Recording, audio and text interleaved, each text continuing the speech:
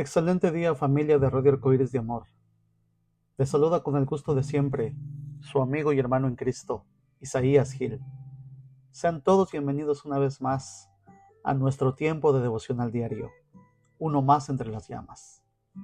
La reflexión del día de hoy lleva por título Arrepiéntanse y crean en el Evangelio. Y lo estaremos tomando del Evangelio de Marcos, capítulo 1, de los versículos 1 al 15. Leemos. Comienzo del Evangelio de Jesucristo, el Hijo de Dios. Sucedió como está escrito en el libro del profeta Isaías. Yo estoy por enviar a mi mensajero delante de ti, el cual preparará tu camino. Voz de uno que grita en el desierto, preparen el camino para el Señor, hagan sus sendas derechas. Así se presentó Juan, bautizando en el desierto y predicando el bautismo de arrepentimiento para el perdón de pecados. Toda la gente de la región de Judea y de la ciudad de Jerusalén acudía a él. Cuando confesaban sus pecados, él los bautizaba en el río Jordán. La ropa de Juan estaba hecha de pelo de camello, llevaba puesto un cinturón de cuero y comía langostas y miel silvestre. Predicaba de esta manera: Después de mí viene uno más poderoso que yo, ni siquiera merezco agacharme para desatar la correa de sus sandalias. Yo los he bautizado a ustedes con agua, pero él los bautizará con el Espíritu Santo. En esos días llegó Jesús desde Nazaret a Galilea y fue bautizado por Juan en el Jordán. Enseguida, al subir del agua, Jesús vio que el cielo se abría y que el Espíritu bajaba sobre él como una paloma. También se oyó una voz que decía desde el cielo: Tú eres mi Hijo amado, estoy muy complacido contigo. Enseguida el Espíritu lo impulsó para ir al desierto, y ahí fue tentado por Satanás durante 40 días. Estaba entre las fieras y los ángeles le servían. Después de que encarcelaron a Juan, Jesús se fue a Galilea a anunciar las buenas noticias de Dios. Se ha cumplido el tiempo, decía. El reino de Dios está cerca. Arrepiéntanse y crean en el Evangelio. Fin de la cita. Las primeras palabras directas que registra el Evangelio de Marcos de nuestro Señor Jesucristo fue el anuncio de que el reino de Dios había llegado, el mensaje del Evangelio, que significa buenas noticias. Incluye en algún sentido este mensaje, especialmente por el hecho de que Jesús estaba vivo y en persona. Incluía un mensaje de urgencia en aquellos a quienes enseñaba, ya que la espera se había terminado. El futuro cumplimiento de las profecías mesiánicas en todo el Antiguo Testamento había llegado. Jesús estaba ahora en escena, cumpliendo a cabalidad y de manera muy puntual la palabra de Dios. La palabra que Dios había prometido a los antiguos, de enviar a un Salvador a este mundo. Como lo podemos leer en la carta a los Gálatas en el capítulo 4, versículo 4. Pero cuando se cumplió el plazo, Dios envió a su Hijo, nacido de una mujer y nacido bajo la ley. Cuando uno lee y estudia el Antiguo Testamento, podemos observar que hay cientos de profecías sobre la venida del Salvador de Israel a este mundo. A pesar de todo esto, los judíos a quienes Dios escogió y quien el mismo Dios llama su pueblo escogido, no tenían una idea exacta de lo que era el reino de Dios y de lo que el Mesías haría por ellos. Creían que el Mesías los conduciría hacia la independencia política, hacia la paz civil y a la prosperidad personal y material, liberándolos del yugo del Imperio Romano. Sin embargo, en lugar de que el Hijo de Dios viniera a este mundo como un gran libertador militar, Jesús vino tan manso como un cordero, no para quitar la barrera entre los judíos y los romanos, sino para eliminar la barrera entre toda la humanidad y Dios mismo por causa del pecado. Al inicio del pasaje que leímos, en el Evangelio de Marcos nos describe la vida de quien conocemos como Juan el Bautista, un hombre que había sido profetizado desde los tiempos antiguos que vendría a preparar el camino del Señor. Su mensaje era simple, pero muy claro y directo: arrepiéntanse, hagan sus sendas derechas, porque detrás de mí viene uno tan santo, tan digno, que ni siquiera merezco desatar la correa de sus sandalias. Yo, la verdad, los bautizo con agua. Sin embargo, Él los bautizará con el Espíritu Santo. Ahora, cuando Jesús hizo su aparición a este mundo, en los poco más de 3 años que duró su ministerio terrenal, su mensaje fue el mismo que el de Juan. El versículo 15 de nuestra lectura dice: el tiempo se ha cumplido, decía. El reino de Dios está cerca. Por tanto, arrepiéntanse y crean en el Evangelio. Pero ¿por qué es tan importante la palabra arrepentimiento en la Biblia? Bueno, en el Antiguo Testamento el arrepentimiento o el volverse a Dios de todo nuestro corazón fue un tema repetitivo y principal mensaje de todos los profetas. El arrepentimiento era demostrado en el Antiguo Testamento a través de rituales como el ayuno, el vestirse de cilicio y el sentarse en cenizas, acompañados de lamentos y de llantos litúrgicos para expresar un fuerte dolor por el pecado. En teoría, Dios esperaba que estos rituales deberían de ir acompañados con un verdadero arrepentimiento, que implicaba un compromiso de renovar su relación con Dios y un camino de obediencia a su palabra y vivir correctamente. Sin embargo, en muchas ocasiones, estos rituales solo representaban el remordimiento y el deseo de escapar de las consecuencias del pecado. Cuando los profetas de la antigüedad exhortaban al pueblo para arrepentirse y cambiar sus malos caminos, ellos estaban llamando a hacer un giro completo en el corazón y en su voluntad. Los profetas hacían este llamado tanto a la nación como a cada individuo en particular, a rendir su vida a Dios con sinceridad y apartarse de una vida dominada por el pecado. El libro del profeta Joel, en el capítulo 2, versículos 12 y 13, nos detalla con lujo el tipo de arrepentimiento que Dios esperaba.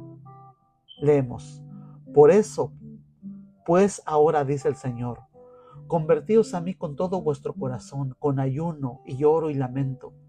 Rasgad vuestro corazón y no vuestros vestidos, y convertíos al Señor vuestro Dios, porque misericordioso es y clemente, tardo para la ira y grande en misericordia, y que se duele del castigo. Fin de la cita. Desde luego que el tema del arrepentimiento continúa como leímos al principio,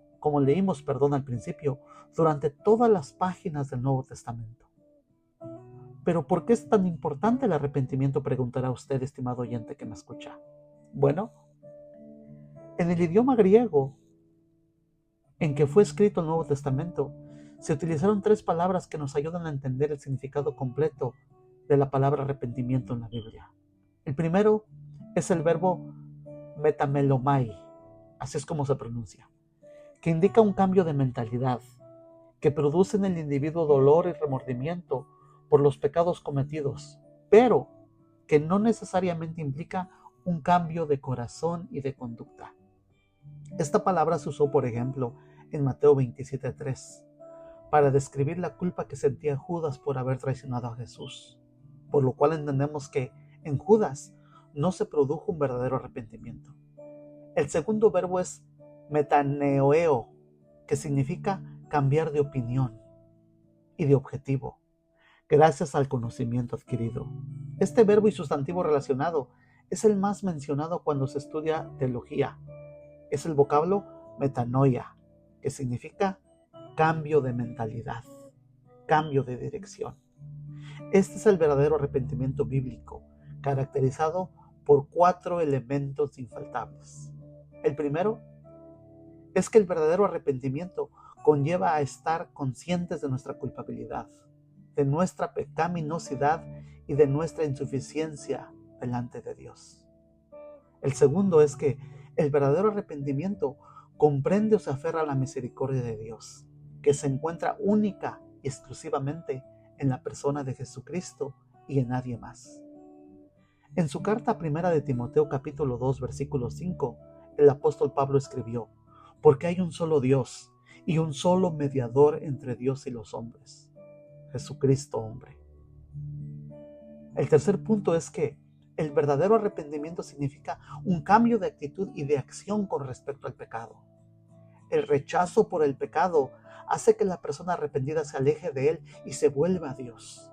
Y por último, el verdadero arrepentimiento produce una radical y persistente búsqueda de una vida santa, una vida agradable a Dios, caminando siempre con Él y en obediencia sincera y voluntaria a sus mandamientos.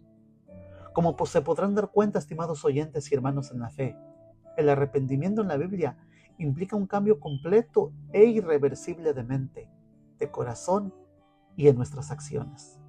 Arrepentirse significa dar una vuelta completa, un giro de nuestro corazón desde la autocomplacencia del ego hacia Dios, desde el pasado sin Dios y en abierta y franca rebeldía hacia Él, por un futuro dirigido por sus mandamientos, reconociendo que el Señor reina por encima de nuestra existencia. El verdadero arrepentimiento, que va acompañado de fe, que no es otra cosa más que creer en lo que Dios dice y pide, son elementos infaltables para llegar a tener una relación real y verdadera con Dios. La buena noticia, que es la parte final de la demanda de Dios que leímos en Marcos 1:15, cuando Jesús dijo: arrepiéntanse y crean en el Evangelio. Bueno, la buena noticia, que es precisamente lo que significa la palabra Evangelio, es que Dios, por su gran amor y misericordia con que nos ha amado, Dios ha hecho disponible para todo pecador un camino hacia Él por medio de su amado Hijo Jesucristo. Por todas las páginas de la Biblia, claramente podemos ver que la misión de Jesucristo en esta tierra se centra en llamar a los pecadores al arrepentimiento. En Lucas 5:32 Jesús dijo: no he venido a llamar a los justos, sino a los pecadores al arrepentimiento, ya que los sanos no tienen necesidad de médico, sino los enfermos. Tal vez usted, quien quiera que sea que me escuche en esta hora, piense que no es un pecador y por lo tanto no necesita arrepentirse por la forma en que ha vivido su vida sin Dios. De hecho, algunas personas se consideran pecadoras, pero no tan malas como para que Dios no las acepte. Sin embargo, la Biblia dice que todos somos pecadores y que estamos destituidos de la gloria de Dios. De modo entonces, que si alguno no cree en este glorioso mensaje y rechaza la salvación que Dios ofrece por medio de Jesucristo, ha rechazado el único medio que existe para que Dios lo perdone y lo reciba cuando parta de este mundo.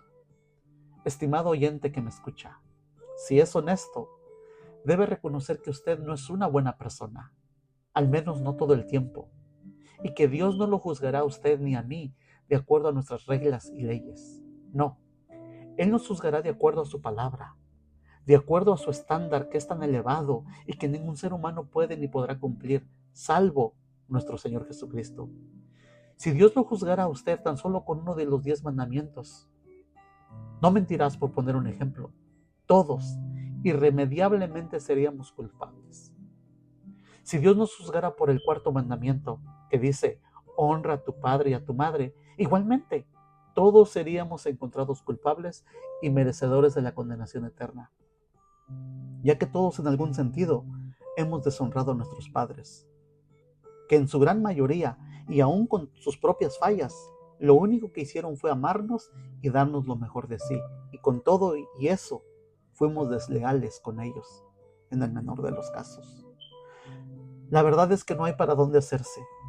Si alguien quiere justificarse ante Dios por sus propias obras, entiéndase, por su supuesta obediencia, que no existe, sería encontrado miserablemente culpable, ya que Dios exige en este sentido obediencia absoluta a todos sus mandamientos, siempre, todo el tiempo y bajo toda circunstancia.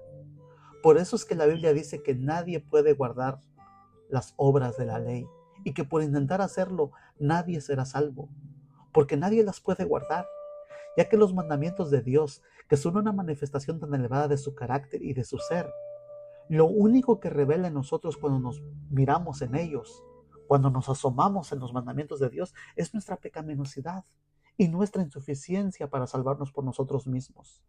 La buena noticia es que Dios nos ofrece una vida nueva en Jesucristo. Pero eso solo se obtiene por arrepentirse con sinceridad y por creer con todo nuestro corazón en el Evangelio. ¿Qué hará usted? El consejo de Dios es arrepentirnos, volvernos de nuestros malos caminos y rendirnos a Él, absoluta y voluntariamente. Pero eso es algo que nadie puede hacer por usted, ya que solo se llega a ese entendimiento y a esa decisión por voluntad propia, cuando Dios nos alumbra con su gloriosa verdad. Cuando Jesús estuvo aquí en la tierra, multitudes oyeron este mensaje. Sin embargo, no todos creyeron.